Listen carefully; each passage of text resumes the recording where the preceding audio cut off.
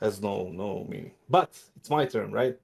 Let's stick to liquid because it's the thing. My hot take is that no matter what the changes happen in liquid, they will not become better until 2025 at the very least. Okay. So this year's just a write-off. It's just a write-off instantly.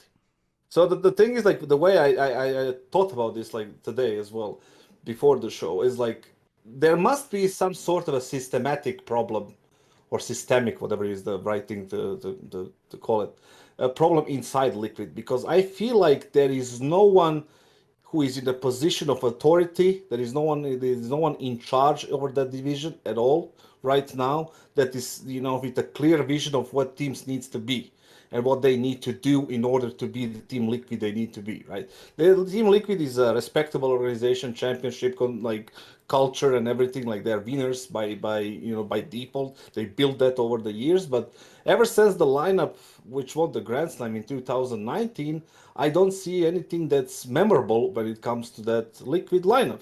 Not too memorable, at least, right? So, and that lineup itself also didn't have any kind of authority figure over them at all. Like, you remember, there was Adrian as a coach, and they had Stewie, Lige, Nav, Twists, and who else was there?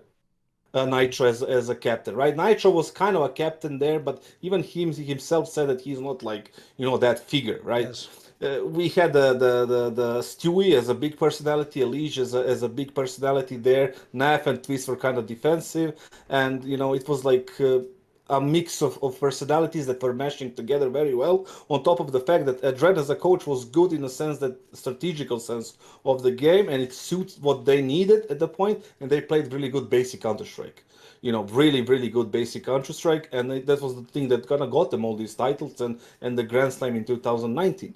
But after that, they seem to be lost in space when it comes to CS division. When it comes to space, it feels like, that, for example, like, I'll give you the example. When you find yourself in a stranger's house in the middle of the night and somebody turns off your lights, and you just keep stumbling around, hitting everything. He obviously means when he's crashing everything. The only thing I don't understand is why. Your friends. Why say a stranger? You mean at your friend's house, surely? Why would you be in a stranger's house? That's not a stranger. I know my friends' houses. I can find my way out. The thing is, it's a stranger house. Look, here's the problem. I can't. Let's say you're a burglar. No, okay, right. If it's hypothetical, I'm with you. But you were making like a thing like relate. You know how it is, guys. You find yourself in a stranger's house at night. You're stumbling around. Where are you wandering? You're hoping they don't wake up and set off the alarm. Like, it's imaginary, Duncan. It's imaginary. Right, okay. I'm with you. Okay. It's just imagined things. Like, I don't know how you do things in Serbia, but we like arrange, knock on the door. We just walk in. Okay, all right. Okay. I can rephrase it if you want. It's okay. It's all right. Yeah. You meet a girl, you go to her house. That's there you go. House, there you kinda, go. Right? And obviously, a lot of our viewers still can't relate, but don't worry about that. Keep going. She knows you're there. There you go. It's like it's fine. No, the thing is, like, the electricity goes out, right? Yes. It's all dark. It's everything, right? And then you keep stumbling on all the furniture, all the things. Maybe there is a chance that you find your way instantly, but there is a very long shot. Sure. So you end up knocking everything, losing, dropping everything. Yeah. That's how Liquid feels like in the last couple of years. They keep like wasting this money on these players, bringing these players like Rainmaker, now Skulls, and like all these players, right? They're there. Even Kalie at this point, right? And also like the fact that you can see that they're missing on a vision is the fact that their best paid player, Yekin, that is one of the most expensive players right now in the scene, currently right today, is brought there to frag, and all of a sudden he is turned into IGL. They remove Nitro, then they bring him back, they remove him again. Then it's like they sell their best player individually, which is a Lige. It shows that there is like no direction in that team whatsoever.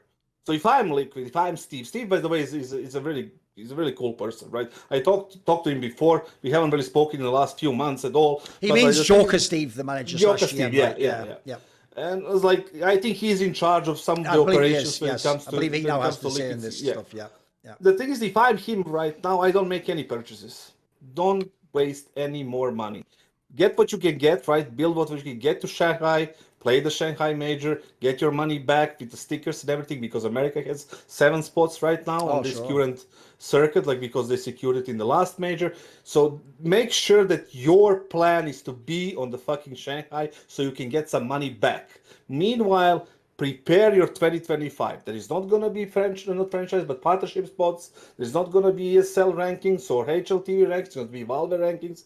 Make a plan there. Get to know the market and who is valuable and how much you can get. Like, you talk to the CEO, to the board of directors, ask them, Lee, what is my budget for 2025, 2026, 2027? CS isn't going anywhere, right? I'm not going anywhere. We are just going to be building this together, right? So you tell me what is the budget, and I start preparing the plan for 2025, because everything will switch in 2025.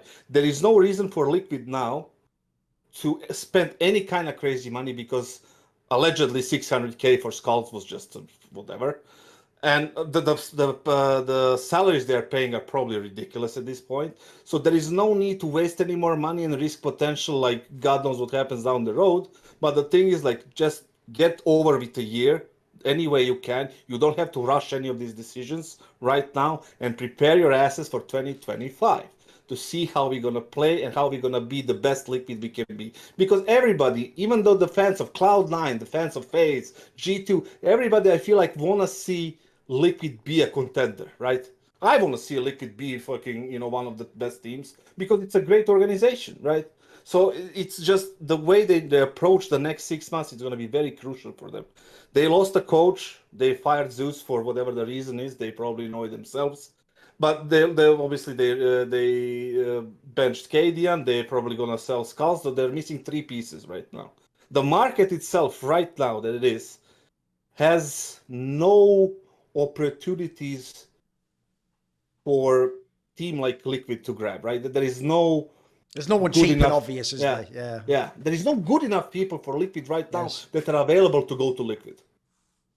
So that's why they need to understand the market, what it is right now. Do not, jump the gun. Do not overpay anymore. You pay that lesson. Now settle down. Finish the year. You're probably 99% going to be at the major because of the 7 spots. And then look towards 2025. So, yeah, if they do that, they are not going to be any better this year, but it's going to be the right way to do it. Okay.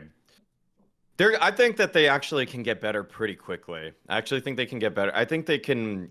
The problem. I'm gonna go to the management side first of this though. I feel like the thing is with Joka Steve, to the way I've always seen Liquid is that Joka Steve works very closely with the coach. He has to pick the coach, but when Liquid's been at their best, or they've looked more competent, that is, I do feel like it's when his right-hand man is somebody that just seems a little bit more tenured, per se. Like, when Zeus was on the ball back, 5 years ago, I'm not talking about the recent first Zeus. time he was there.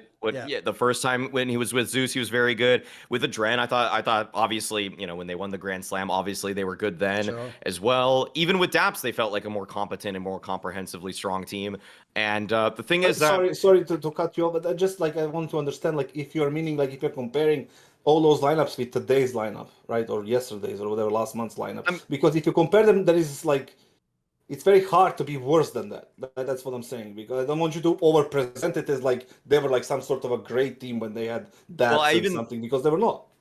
I even think the moves that they did at the time looked better. Because the thing is that even though people would say this Rainwaker move, that was a joke, right? It's he had the same rating as Skulls, but he was way cheaper. Let's make that clear. Well, by the way, as far as I know, him and Patsy were both cheap players. They weren't massive signings. Yes, exactly. So the moves, even though they didn't pan out necessarily, they were much cheaper to do it. And that's when he was working with Daps. And I feel, okay, from what I've gathered around the scene, I know that when Joka Steve, as the GM of Liquid, is working with these coaches, he's working in tandem with them. He's not just Joka Steve isn't holding it over the whole team necessarily. And maybe Kassad, you could argue that you'd want to change the whole the restructure Joka Steve's role with the team, but it always felt to me he wasn't the guy that was necessarily just saying with an iron fist, we're picking up Skulls, we're picking up Rainwaker, we're picking up Yekindar for this amount of money. It was just people around him were just contributing their ideas, and he's a collaborative guy. He's not the guy that's just like, I've got the whole spreadsheet. And I feel like someone that he should be working in tandem with is that they got a data analyst right now. They've had a data analyst for a while. This guy DeMars DeRover, which weirdly enough is like, that's your gamer tag, but sounds it's like just DeMar a play on- DeRozan as well. It's DeMar DeRozan. It's a play on DeMar DeRozan. Yeah, I don't know why. It's a weird gamer tag, Just but either way. continue, please. Okay, yeah, okay. Either way, this guy has an MIT background. He worked with like NRG and Valorant, and I would imagine that he would be able to bring something to the table too with Joe Casseve, because to me, like Joe Casseve just kind of has his pulse on the scene, but he's not necessarily like crunching every number, crunching every position to the same degree as somebody like you, Cassave. He doesn't have to do that, Maui. I'm sorry, I get to cut you off. The thing is, like, he doesn't have to do that. He needs to say no to the 600K bout for skulls. He needs to say, okay, I understand your point of view. Whoever suggested that, let's say person named whatever, right? Mr. X. Let's say Mr. X, right? Because we don't know. So Mr. X suggests, we need to buy skulls. Yeah. He's very good. What's the price? 600K. You want to go down? We can offer you 200 plus 50, whatever. Like, no, 600K. And then as I'm Steve, I'm saying, like, listen, Mr. X, I understand your point of view, but right now, I, as a GM, am not feeling the value of 600K for a player like that. He might be a good thing, but for me, I don't see it. And if that like bounces back on me, I take the full responsibility for that one. What is the option B? Like, what is the option C? So it cannot be like, oh yeah, he told me and I said like, yes, 600K, whatever.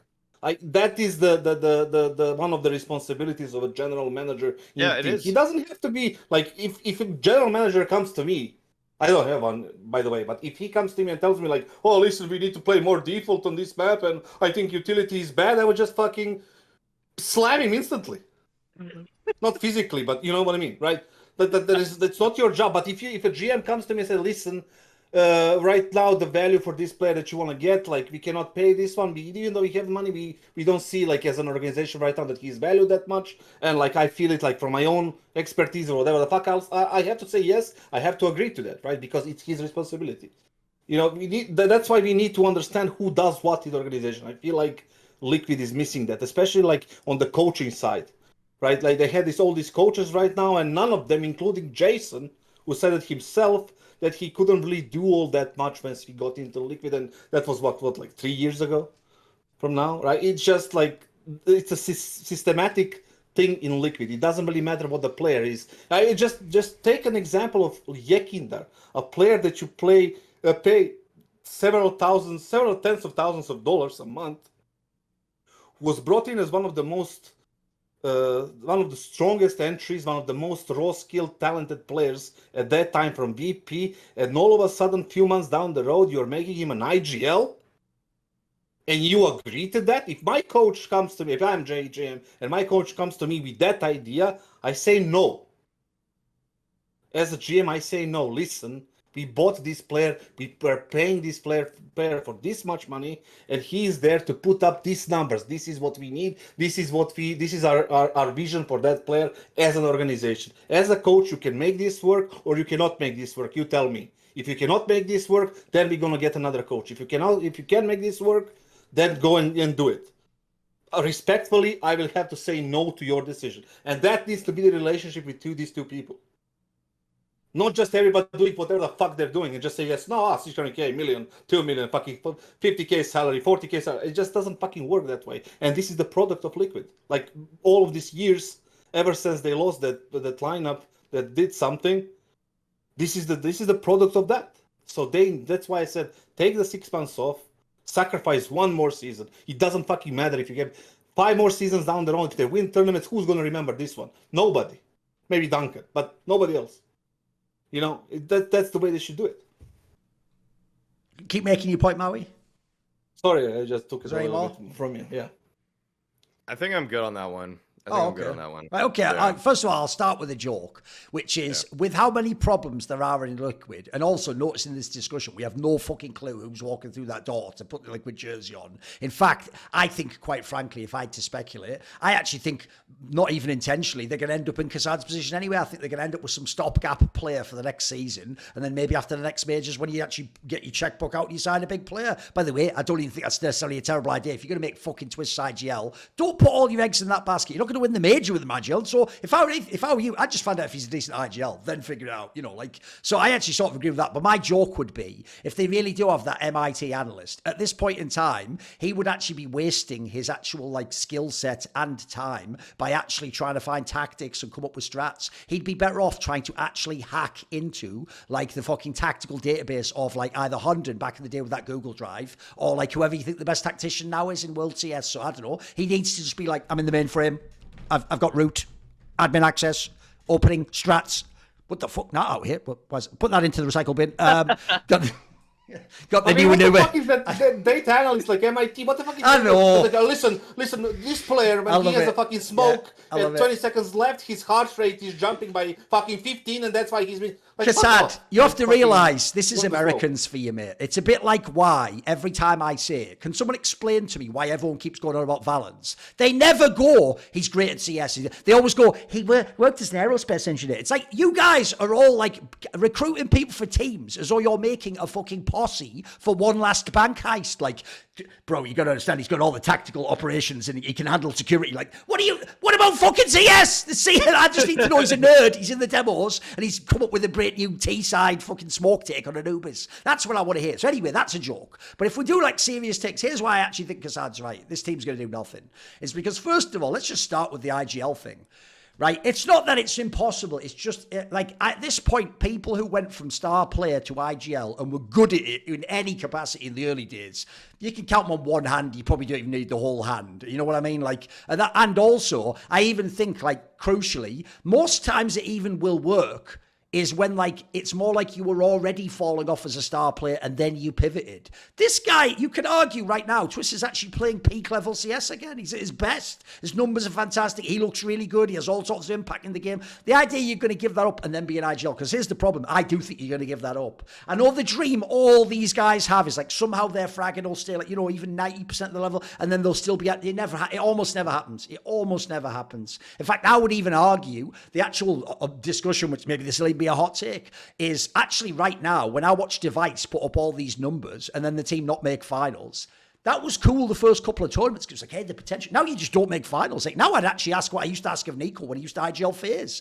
It's like, bro, maybe the reason why you can still frag is you're just not actually the best IGL. Maybe you're just playing your game fine. Maybe you're not doing a good enough job as an IGL. Maybe that part doesn't fit. So I think Twists, quite frankly, if he's really committed, I think he's just going to tank his game a bit. I don't think he'll be bad, but I think he'll just become an average player. And by the way, the second you take Twists as a star off this team, bear in mind, like I said, I don't know who the fifth's going to be. You've got no firepower. Yeah, what you've got then, because then, right, the obvious next name we go to is Yekindar. By the way, I'm going to say this right now. Forget the Twists angle. Literally, if Yekindar doesn't frag at a good level, this project is dead. Because the only excuse left is it was somehow Cadian. Cadian was somehow blocking me. Now, I'll just say this. I don't really buy that because you played like shit when you IGL'd yourself, mate. And then also, when I watched him under Cadian, look, you can certainly make all sorts of arguments with his sort of like playmaker style of like if someone doesn't give you the right call or someone's too selfish or someone's just obsessed with what they're doing. Yeah, it might not create ideal circumstances. But if I go back and if me and Maui went on his stream right now and pulled up these demos, we're just going to see you missing shots too, bro. You know what I mean? We're just going to see you actually play bad at times in the game. So I'm just going to say this right now. That's the number one tick box. If Yekindar doesn't become a really good player again, the whole project's done. Like, it's over. In fact, by the way, the real problem you have then isn't even the Twist IGL. It's like, do we kick Yekindar? Like as Kassad said, if people want to talk about like buyouts and do teams have money, I'll tell you what, we can free up that enormous salary tomorrow. I can get you a player that plays better than him right now for half that salary, mate. There's plenty of them. Even more. Yeah.